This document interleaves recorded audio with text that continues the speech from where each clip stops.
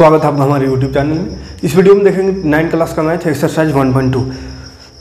तो चलिए 1.1 मिल गया होगा, नया प्लेलिस्ट इसका बन चुका है ना। अब वहाँ आप देखिए लगातार वीडियो मिलते रहेगा। 1-2 दिन अभी गैप होगा, इसलिए आज जल्द 2 वीडियो दे रहे हैं, ठीक है।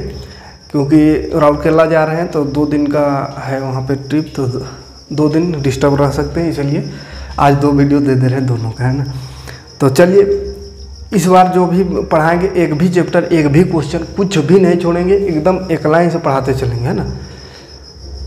पिछले बार जैसे 8 क्लास में सिलेबस के हिसाब से पढ़ाए थे, पिछले बार 8 क्लास या 9 क्लास कोई भी क्लास पढ़ाए थे, तो नया सिलेबस के आधार पे तो बहुत सारा क्वेश्चन को नहीं पढ़ना था, तो उसको छोड़ते चल गए थे, है ना।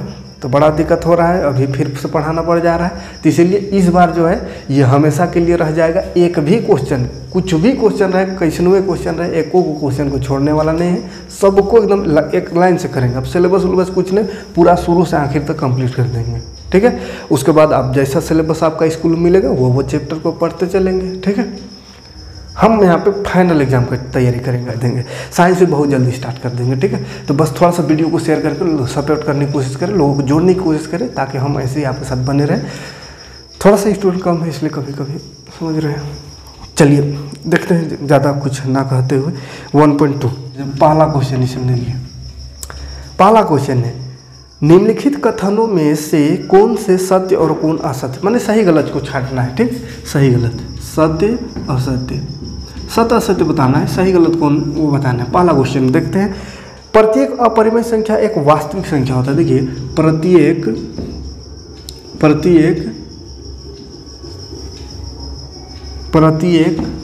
अपरिमेय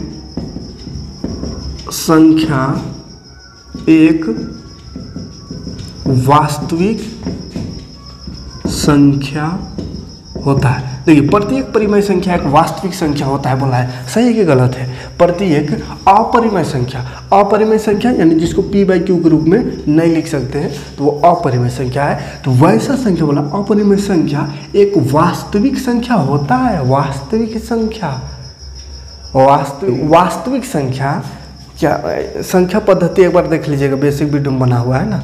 इसे अगर उसमें नहीं ज़्यादा समझ में आएगा अच्छे से तो कमेंट कीजिएगा, फिर से एक बार बता देंगे। ये सबको वहाँ पे सबको बताया है। वास्तविक संख्या कहते हैं वैसी संख्या जिसमें परिमेय भी और अपरिमेय सभी किस्म का संख्या है ना। p/q वाला भी, और ये जिसको ऐसा नहीं लिख सकते उसको भी, सभी टाइप का नंबर को मिला करके वास्तविक संख्या कहते हैं। इसीलिए ये सत्य है, ठीक है। क्योंकि वास्तविक संख्या क्या है, वास्तविक संख्या में ये लिख सकते हैं इसका, क्योंकि वास्तविक संख्या में परिमेय और अपरिमेय दोनों संख्याएं होते हैं, है ना। क्योंकि वास्तविक संख्या में परिमेय और अपरिमेय दोनों होता है। परिमेय और अपरिमेय सबको मिला दिया जाए तो उसको वास्तविक संख्या कहते हैं। इसका उल्टा एक होता है काल्पनिक संख्या, इमेजिनरी नंबर, है ना। तो उसको आई से लिखते हैं, इमेजिनरी नंबर। वो काल्पनिक नंबर कल्पना में खाली आ सकता है, इसलिए उसको अभी नहीं देखना, वो 11-12 का चीज़ है। लेकिन इसका उल्टा में है, इसलिए बता रहे हैं। 2 ऐसी संख्या रेखा पर स्थित एक संख्या रेखा पर स्थित प्रत्येक बिंदु एक संख्या रेखा, देखिए सेकंड क्वेश्चन बोला है, एक संख्या रेखा पर स्थित प्रत्येक बिंदु √m के रूप की होती है, जहां m एक प्राकृतिक संख्या है। बोल रहा है ना कि संख्या रेखा ऐसा होता है 0, 1, 2, 3, 4, 5, इसको संख्या रेखा कहते हैं। इधर होता है -1, -2, -3, -4, इस तरह से, ठीक है। तो ये बोला है संख्या रेखा का प्रत्येक बिंदु, बोला प्रत्येक माने हर बिंदु, ये हर बिंदु √m के रूप का होता है। √m यानी √अंडर के रूप का होता है। तो ऐसा होता है, देखिए तो देखिए तो √m, रूट मतलब क्या होता है, जैसे 4 का रूट माने 2, वर्गमूल है ना। तो जैसे 9 का 3, तो इस तरह देखिए, तो 1 तो आ जाएगा किसी का वर्गमूल, 1 का वर्गमूल 1 होता है, 2 किसका 4 का होता है, तो 2 भी आ जाएगा।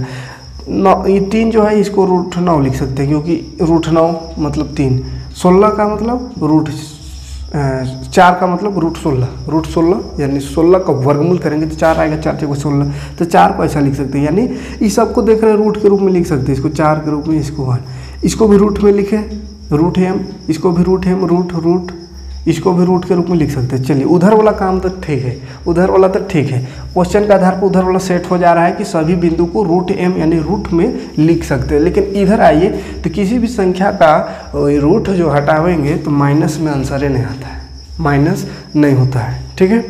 किसी भी संख्या का वर्गमूल माइनस नहीं होता है ना, किसी भी संख्या का वर्गमूल माइनस नहीं होता है, जैसे -3 -2 किसी भी संख्या का वर्गमूल माइनस नहीं होता है, इसलिए माइनस वाला जो है √m के रूप में नहीं लिखा जा सकता है ना, यानी कि क्या है ये असत्य। खाली प्लस वाला उधर वाला को देखें तो सही हो सकता है, लेकिन इधर जब आ जाएंगे तो इधर वाला असत्य हो जाए। कोई दिक्कत नहीं, क्यों नहीं होगा, क्योंकि नेगेटिव है ना, ऋणात्मक वाला संख्या, किसी भी संख्या का वर्गमूल ऋणात्मक नहीं होता है। तो हटाते हैं, और भी है, चाहे इसको खाली हटाते रहे, ठीक है, यहीं पे कर देंगे, ये असत्य हो गया, यहीं पे एक और क्वेश्चन बन जाएगा, होती है। देखिए क्वेश्चन है, प्रत्येक वास्तविक संख्या एक अपरिमेय संख्या होती है। इससे पहले कहाँ पे ये वाला देखे थे, ओ ये देखिए, प्रत्येक अपरिमेय संख्या एक वास्तविक संख्या यहाँ लिखल है, और यहाँ जस्ट उल्टा दिया इसको, प्रत्येक वास्तविक संख्या अपरिमेय संख्या, तो वो सही है तो इसको भी सही मत मार दीजिएगा, उल्टा दिया है क्वेश्चन में। देखिए प्रत्येक अपरिमेय संख्या, जितना अपरिमेय संख्या वो सब वास्तविक होगा, फिर जितना परिमेय संख्या वो सब भी वास्तविक है, कहा कि परिमेय और अपरिमेय सब किस्म का संख्या होता है वास्तविक संख्या में, लेकिन इसमें उल्टा कर दिया, प्रत्येक वास्तविक संख्या बोल दिया, जितना वास्तविक संख्या है वो सब परिमेय है, तो सब परिमेय कैसे होगा, वास्तविक संख्या में परिमेय भी आता है, परिमेय भी और अपरिमेय भी, तो हाँ कुछ बहुत अपरिमेय है, लेकिन सब अपरिमेय नहीं है, मानी गलत है, कह दिया सब अपरिमेय, तो असत्य है, गलत बात बोल दिया है। तो कदम हो गया पहला क्वेश्चन, कोई दिक्कत नहीं, सही गलत लगा लीजिएगा, समझ में आ रहा होगा। बारात आ गया, गांव में बैंड पार्टी पूरा आया है, बाजार है, खतरनाक टाइप का चल जाएगी, क्या करे लग रहा है, लेकिन नहीं। देख दूसरा क्वेश्चन, क्या सभी धनात्मक पूर्णांकों के वर्गमूल अपरिमेय होते हैं? बोला सभी धनात्मक पूर्णांकों का वर्गमूल जो है, धनात्मक पूर्णांक उसका वर्गमूल निकालेंगे तो अपरिमेय संख्या निकलेगा, ऐसा तो नहीं हो सकता है, कहे वैसा होगा है, क्वेश्चन देखिए बोर्ड में दिख रहा होगा, ऐसा नहीं हो सकता है। उदाहरण देने बोला है ना, जैसे धनात्मक पूर्णांक हो गया 1 2 3 4, ये सब धनात्मक है, तो बोला सबका वर्गमूल करेंगे ना तो अपरिमेय संख्या होगा, तो ये तो एकदम गलत बात बोल दिया ना, गलत बात है, पहले लिख लीजिएगा असत्य, माने ऐसा नहीं हो सकता, नहीं है ना, सही गलत नहीं बताना है तो नहीं लिखिएगा, नहीं है ना, क्यों, देखिए इसका वर्गमूल अगर करें तो 1 होगा, √2 का वर्गमूल हो गए √2, तो ये क्या है, परिमेय संख्या है, परिमेय, ये क्या है, अपरिमेय है, अपरिमेय। √3 करेंगे तो √3 होगा, इसका नहीं तोड़ सकते हैं, तो ये भी अपरिमेय। √4 देखेंगे तो ये हो गया, इसका 2 हो जाएगा, √4 वर्गमूल 4 का निकालेंगे तो 2 होगा, तो ये क्या हो गया, परिमेय। तो इसमें क्या आ रहा है, परिमेय अपरिमेय, परिमेय सब कुछ आ सकता है, परिमेय भी और अपरिमेय, और इसमें कह दिया कि सब अपरिमेय होगा, तो ऐसा कैसे होगा, है ना, तो बोलते ना नहीं, है ना, लिखना है कि नहीं सब धनात्मक पूर्णांक का वर्गमूल अपरिमेय, सभी धनात्मक पूर्णांक का वर्गमूल अपरिमेय संख्या नहीं होता है। उदाहरण लिख दीजिएगा 3-4 इस तरह है। चलिए एक क्वेश्चन, तीसरा नंबर वाला क्वेश्चन बड़ा ही खतरनाक क्वेश्चन है, इसको अक्सर लोग छोड़ देते हैं, लेकिन हम नहीं छोड़ेंगे, पहले बोल दिए एक को नहीं छोड़ेंगे, जो होगा देखा जाए। तीसरा क्वेश्चन देखिए ध्यान से, बोला ना कि दिखाइए कि संख्या रेखा पर √5 किस प्रकार निरूपित किया जा सकता है। संख्या रेखा पर √5 किस प्रकार निरूपित किया जा सकता है। हाँ देखिए संख्या रेखा में √5 को दर्शाना है, √5 संख्या रेखा में कैसे दर्शा सकते हैं उसको बताना है, ठीक है। √5 संख्या रेखा, संख्या रेखा क्या होता है ये तो पते होगा, संख्या रेखा पते होगा क्या होता है, ये रहा संख्या रेखा। संख्या रेखा 0 1 2 3, इधर माइनस में -2 -3। इस तरह से संख्या रेखा में दर्शाने तो आता है 1 2 3 4 5 6 7 1 -1 -2, इस तरह से सीधा साधा जो नंबर है उसको तो दर्शा लेते हैं। लेकिन √5 कहाँ पर होगा? √5 को दर्शाना है। √5 को कैसे दर्शाएंगे? देखिए ध्यान से देखिएगा, √5 को दर्शाने का तरीका दिखा दे रहे हैं। कहाँ पर बनावे हैं? चलिए यहीं पे बनाते हैं, उधर लिखते चलेंगे। इसको हटाते हैं। √5 को दर्शाने का तरीका देखिए, √5 दर्शाने का तरीका, ये एक संख्या रेखा खींच देना है। ये 0 मान चलिए, तो 0 के बाद जो है वो 1 होगा। थोड़ा दूर कर देंगे तब ठीक होगा। ये 1 2 बराबर दूरी रखिएगा, है ना, छोट बड़ हो गया मेरा। और चलिए 0 हमें यहाँ, चलिए 1 2 3 इस तरह से देखिए, उतना दूर नहीं जाएगा। √5 दर्शाना है, यानी 2 से थोड़ा सा आगे होगा। देखिए जब भी रूट में कोई भी संख्या को दर्शाना हो संख्या रेखा में, तो क्या करेंगे, एक यूनिट जो है, ये वाला जितना बड़ा यूनिट है 1, इसको मान चलिए 1 सेंटीमीटर लीजिएगा, या जितना भी लीजिएगा, एक ही मान चलिए 1 है ना, 1 यूनिट लेना है। 1 यूनिट, अब कुछ भी यूनिट हो सकता है, लेकिन स्केल में तो सेंटीमीटर ही हो सकता है, मीटर में तो बहुत बड़ा हो जाएगा, है ना। तो कुछ भी 1 यूनिट, यानी ये वाला 1 यूनिट मानना है, 1 यूनिट, है ना, 1 यूनिट, 1 यूनिट इसको कहते हैं। ये 1 यूनिट, 1 यूनिट, ये 1 यूनिट 2 यूनिट 3 यूनिट, यानी ये जितना बड़का है उतना ही बड़का इसमें एगो 90 डिग्री में ये जो लाइन खींच देना है यहाँ पे भी 1 यूनिट का, 1 यूनिट का, ठीक है, 1 यूनिट होना चाहिए इसमें भी। ये जितना बड़का उतना ही बड़का यहाँ पे भी, और ये जो होना चाहिए 90 डिग्री होनी चाहिए। ध्यान दीजिएगा, यूनिट इसको कहते हैं। 1 2 3 4 जो लिखते हैं ना उसको 1 यूनिट, 1 यूनिट 2 यूनिट। अब 1 यूनिट कितना हो सकता है? 1 सेंटीमीटर, 1 मीटर, या 2 सेंटीमीटर, 3 सेंटीमीटर, कुछ भी हो सकता है। अपने सुविधा के अनुसार आप इसको रख सकते हैं कि जितना भी बड़ा रखना चाहे, ठीक है। लेकिन 1 यूनिट अगर इसको जितना बड़ा रखें, जैसे इसको अगर 2 सेंटीमीटर रखें तो इसको भी 2 सेंटीमीटर खींचना है, ठीक है। और इसको ये 1 यूनिट समझना है, 1 है ना, तो ये 1 यूनिट, ये भी 1 यूनिट। अब ध्यान से देखिए, 0 यहाँ है, 0 से अगर हम ये वाला लाइन को ऐसा मिला दे तो ये क्या बन गया? त्रिभुज बन गया। अब त्रिभुज में 90 डिग्री, ये 90 डिग्री सीधा खींचना है, यानी 90 डिग्री पर खींचाएगा। अब देखिए 90 डिग्री का जो त्रिभुज होता है उसको क्या कहते हैं? समकोण त्रिभुज कहते हैं। समकोण त्रिभुज पढ़वे किए होंगे। और समकोण त्रिभुज में जब 1 भुजा और 2 भुजा देवल है, तीसरा भुजा हम निकाल सकते हैं। पाइथागोरस फार्मूला पढ़े थे, पाइथागोरस फार्मूला से। पाइथागोरस क्या बोला था? कर्ण स्क्वायर बराबर ये जो लंब है, लंब स्क्वायर प्लस आधार स्क्वायर, ठीक है। तो ये फार्मूला लगा करके कर्ण स्क्वायर बराबर लंब स्क्वायर प्लस आधार स्क्वायर, ये वाला फार्मूला निकाल के हम इसको लगा के इसको निकालते कितना होगा? देखिए लंब कितना? 1 है, तो 1 का स्क्वायर प्लस आधार भी 1 यूनिट माने, तो 1 का स्क्वायर कितना हो गया? 1 प्लस 1 स्क्वायर इधर आकर हो गया रूट, तो 1 और 1 कितना हो गया? √2। ध्यान से देखिए, त्रिभुज वाला ये काम हो रहा है ना, त्रिभुज वाला पाइथागोरस से। पाइथागोरस में कर्ण, ये लंबा वाला कर्ण स्क्वायर बराबर क्या होता है? लंब स्क्वायर प्लस आधार, यानी ये लंब ये आधार, है ना। त्रिभुज में पढ़वे किए होंगे। तो लंब स्क्वायर 1 है, ये भी 1, दोनों को 1 1 है, 1 का स्क्वायर 1 ही होगा। 1 और 1 जोड़ दिए तो 2 हुआ। और ये स्क्वायर है, स्क्वायर को बराबर से उन्हें ले जाएंगे तो क्या हो जाएगा? रूट में बदल जाएगा, है। बराबर से उधर करते तो बदलता है ना, प्लस रहने से जोड़, रहने से घटा हो जाता है, घटा रहने से जोड़, गुना रहने से भाग, भाग रहने से गुना, रूट रहने से स्क्वायर, स्क्वायर रहने से रूट, है ना। तो ये हो गया √2 आ गया, मतलब ये वाला कितना आया? √2। तो देख √2 अगर हम दर्शाना चाहे तो यहाँ कंपास रखिए, यहाँ कंपास का भी काम है, लेकिन मेरे पास अभी बड़ा वाला कंपास नहीं है, लेकिन ऑर्डर आज कर दिए हैं। ये सप्ताह के अंदर आ जाएगा, है ना। उसके बाद बढ़िया से पढ़ाएंगे, क्योंकि 9 क्लास में ज़्यादातर कंपास वही सबका खेल है ना, कंपास स्केल का ही ज़्यादातर इसमें देखेंगे। आप तो किताब पलट के देखे होंगे कैसा दिखता है, खाली त्रिभुज और चतुर्भुज भरा हुआ है। तो इसीलिए पूरा इंस्ट्रूमेंट ले लिए है बोर्ड में आपको बताने के लिए, बड़ा सा स्केल और बड़ा कंपास, है ना। फिलहाल हाथे को कंपास बनाते हैं, अभी नहीं पहुँचा। ऐसे ये त्रिभुज वाला नहीं है, बस आ गया इसलिए थोड़ा सा इसमें यूज होगा थोड़ा सा। कंपास को यहाँ रखिएगा, ये वाला में, है ना। और पेंसिल को यहाँ तक लाके इसको इस तरह से, देखिए ये कंपास हाथों उतना बड़का नहीं है, इस तरह से इसको गोल कर लेना है, इस तरह से कहीं भी आ सकता है, ठीक है, इस तरह से। तो ये जहाँ पे आएगा ना वो वाला है √2, यहाँ से यहाँ तक का दूरी को √2 का, ये वाला क्या है √2, लिखिए दे रहे हैं यहाँ पे √2, ठीक है √2। लेकिन √2 हमको दर्शाना नहीं है, √5 दर्शाना है। √2 दर्शा दिए, देखिए √2 है ना, इसको कंपास में करके ऐसे कंपास करके ऐसे ऐसे करिएगा, जहाँ पर टच करेगा वो √2 है, ठीक है एक, उसके बाद ये √2 हो गया।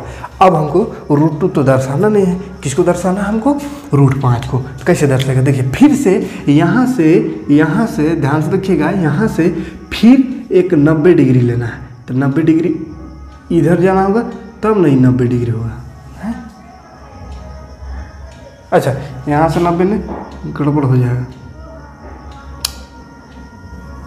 देखिए अब ये √2 आ गया, अब यहाँ से एक 90 डिग्री, ये लाइन इस तरह से जा रहा है ना, इस तरह से, तो यहाँ 90 डिग्री, तो 90 डिग्री देखिएगा थोड़ा सा चांद से ऐसा नाप लीजिएगा, और 90 डिग्री जहाँ पे है हमको लगता है ये 90 डिग्री यहाँ पे आ रहा है, ठीक है ये 90 डिग्री लेना है ना, 90 डिग्री लेना है। इतना ही बड़का एक यूनिट, ये सेम रहना चाहिए, एक यूनिट एक यूनिट एक यूनिट, ये सेम रहना चाहिए। तो ये 90, फिर से ये एक यूनिट है, ये 90 डिग्री लेना है, और फिर से इसको मिला देना है इस पर 0 से, मान लो ऊपर में मिला देना है। अब फिर से त्रिभुज बन गया, और फिर ये 90 डिग्री पर मिलाएंगे तो 90 डिग्री में फिर से बन गया कौन सा, ये वाला फार्मूला लगेगा पाइथागोरस वाला। तो ये देखिए अपर लंब कितना है 1 है, और आधार है √2 है ना। तो फिर से फार्मूला लगाएंगे, नाम इसका लिखते चलिए, मान चलिए इसको A लिख देते हैं, इसको B। तो अभी निकाले थे OA निकला यहाँ से, OB यहाँ से निकालिए OB बराबर क्या हो जाएगा, फिर से √100, पहले रूट लगा देते हैं, आधार स्क्वायर प्लस लंब स्क्वायर, या लंब स्क्वायर प्लस आधार स्क्वायर।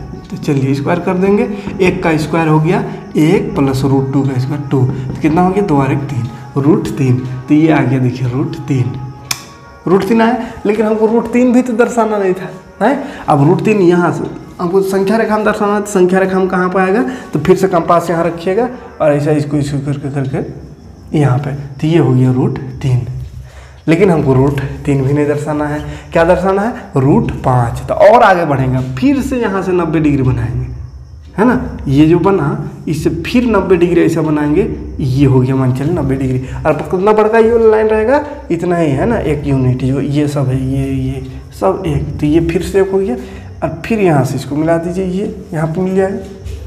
अब फिर से वही समकोण त्रिभुज, तो फिर फॉर्मूला लगा देना है, ये B मान लेते इसको C मान लीजिए, तो OC बराबर फिर हो जाएगा 1 का स्क्वायर प्लस आधार है √3, तो √3 का स्क्वायर, तो ये हो गया 1 का स्क्वायर 1 प्लस √3 का 3 और 1 हो गया 4, ठीक। तो अब ये आ गया √4।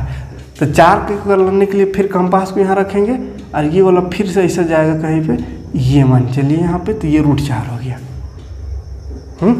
लेकिन ये यहाँ न आकर के इसको सही से कंपास कीजिएगा, हम तो अंदाज से कर रहे हैं बिना कंपास का, इसे गड़बड़ हो सकता है। इसको बढ़िया से गोल कीजिएगा ना, इसको ऐसा, तो ये सीधे 2 पर आएगा है ना, डॉट डॉट करके गोल कर लेना, सीधे ये 2 पर आएगा, ये √4 हो गया है ना, क्योंकि √4 मतलब ही तो 2 होता है ना, तो एक ही जगह ना रहेगा, 2 और √4 अलग थोड़ी रहेगा। √4 मतलब क्या 2 ना हुआ, 2 का स्क्वायर 4 होता है, यानी √4 और 2 दोनों एक ही है, तो एक को पॉइंट में मिलेगा ये, ठीक। अब आगे हमको √4 भी तो नहीं दर्शाना था, हमको 5 दर्शाना है। तो फिर आगे बढ़ेंगे, एक यूनिट फिर से ये वाला से 90 डिग्री कर लीजिएगा, ये वाला से 90 डिग्री यहाँ मान चलिए ये, अब फिर से इसको यहाँ, ये फिर एक यूनिट है। अब फिर से वही नाम लिख दीजिए इसका D समझिए, और यहाँ निकाल दीजिए OD, 1 का स्क्वायर प्लस √4 का स्क्वायर, तो कितना हो गया 1 का स्क्वायर 1 प्लस √4 का स्क्वायर 4, 4 और 1 5। तो देखिए ये वाला आ गया √5 आया। अब इसको फिर कंपास यहाँ रख के, यहाँ कंपास रख के इसको ऐसे लाइएगा, तो यहाँ पे कहीं पे √5 आएगा, ठीक है। तो √5 दर्शाने बोला था, तो ये संख्या रेखा पे √5 दर्शा दिए, कोई दिक्कत नहीं है। थोड़ा सा लग रहा होगा अजीब, लेकिन ध्यान से देखिएगा, आराम से समझ में आ जाएगा, ठीक है। खाली यहाँ पे ध्यान रखिएगा, नापी सेम रखना है, एक यूनिट ये एक यूनिट ये, और ये एकदम सिंपल सा त्रिभुज बन रहा है, समकोण त्रिभुज। और समकोण त्रिभुज का ये फॉर्मूला होता है कर्ण स्क्वायर बराबर लंब स्क्वायर प्लस आधार। कर्ण बोलते हैं लंब का वाला लाइन को, तिरछा लाइन, तो ये वाला तिरछा लाइन को शुरू लाइए, तो ये 1 1 है, तो 1 का स्क्वायर 2 हो गया √102। अब ये 2 आया, फिर 1 बढ़ा देना इधर, और यहाँ से देखिए 90 डिग्री हमेशा रहना चाहिए, चांद से 90 डिग्री कर लीजिएगा, उसके बाद करिए, है ना। तो 90 डिग्री पर एक फिर लेना है और ये √2 और ये 1, फिर से फार्मूला लगा के जोड़ेंगे तो √3 आया। फिर यहाँ से एक 90 डिग्री पर लेना है 1 यूनिट, फिर 1 यूनिट, इस तरह आगे बढ़ते जाएंगे, √3 √4 √5 √6 √7 इस तरह से आते रहेगा। ठीक, कोई दिक्कत नहीं। देखते हैं अगला क्वेश्चन। स्क्रीन जरूर लेना चाहिए, ले लीजिएगा। पूरा दिख रहा है कि नहीं। चौथा क्वेश्चन को कर लीजिएगा, अभी जो बताऊँ वैसे ही है, ठीक है। बहुत लंबा क्वेश्चन है, पढ़ दे रहे, थोड़ा समझा दे रहे इसको भी, ऐसे पढ़ नहीं सकेंगे इतना लंबा क्वेश्चन। कहानी लिखल है, मतलब एक क्रियाकलाप करना है ना। कक्षा के लिए क्रियाकलाप, वर्गमूल सर्पिल की रचना, एक क्रियाकलाप करना है। कागज का एक बड़ी शीट लीजिए, उसके नीचे दी गई विधि से वर्गमूल स्क्वायर रूट सर्पिल की रचना कीजिए। सबसे पहले एक बिंदु O लीजिए और एक एक लंबाई की रेखा। इतना लंबा क्वेश्चन देख पढ़ लीजिएगा, वो खूब करेगा। थोड़ा सा बता दे रहे हैं, चित्र एक ये ऐसा बनाया हुआ है, अभी जो किए ना वही वाला बनाने वाला है। एक चार्ट पेपर लेना है बड़ा सा और इसमें इसको बनाना है इस तरह से है। फिर यहाँ से 90 डिग्री, देखिए अभी जो बना रहे थे यहाँ से 90 डिग्री, एक यूनिट ये रहेगा, और यहाँ से फिर 90 डिग्री तो ये √2 आ जाएगा, और ये फिर एक तो ये √3 आ जाएगा। ठीक है, तो इस तरह से इसको ना गोल बना देने बोला है, गोल पूरा, ठीक है, पूरा इसको गोल कर देने बोला है। तो ऐसे आगे बढ़ते चलेंगे, ये 90 डिग्री पर है ना, 90 डिग्री पर आगे बढ़ेंगे, ठीक है। एक यूनिट है ना, ये वाला एक समान होनी चाहिए, बराबर। एक यूनिट आगे बढ़ेंगे यहाँ पे, तो ये √3 है, ये 1 है, तो यहाँ पे फिर √4 आएगा। फिर यहाँ से 90 डिग्री लेकर के इसको आगे बढ़ेंगे 1 यूनिट, फिर यहाँ से तो ये √4 है तो √5 आएगा, ठीक है। फिर 1 यूनिट आगे लेकर के 90 डिग्री में इस तरह से, फिर आगे इस तरह बढ़ेंगे, है ना। इसके से करिएगा बढ़िया से, है ना। इस तरह से आवर कितना आएगा, √6 आएगा। फिर आगे बढ़ेंगे 90 डिग्री यहाँ से लेकर के, तो इधर हम चल जाएंगे लगता है, और ये यहाँ पे √7 आ जाएगा। इस तरह से होते होते होते होते लास्ट में क्या हो जाएगा, ये पूरा गोल हो जाएगा, है ना, यहाँ मिल जाएगा, ठीक है। तो ये स्केल से बनाइएगा, है ना, मकड़ी का जाला बन गया। अभी जो क्वेश्चन बनाए थे इससे पहले एकदम सेम वही वाला क्वेश्चन है ना। तो इसको बड़ा सा चार्ट पेपर लेकर के बोला है एक्टिविटी करने के लिए स्कूल में, है ना। तो इस तरह से आप ये दूरी समान रखिएगा, और वही पाइथागोरस सूत्र लगा करके ये आएगा। तो ये तो एक लाइन से आते जाएगा, 2 3 4 5 6 7 8 इस तरह से आते रहेगा, ठीक। तो चलिए ये 1.2 खत्म हो गया। देखते हैं अगले वीडियो मिलते हैं, ख़त्म करते हैं इसको यहीं पर। मिलते हैं नेक्स्ट वीडियो में 1.3 लेकर के।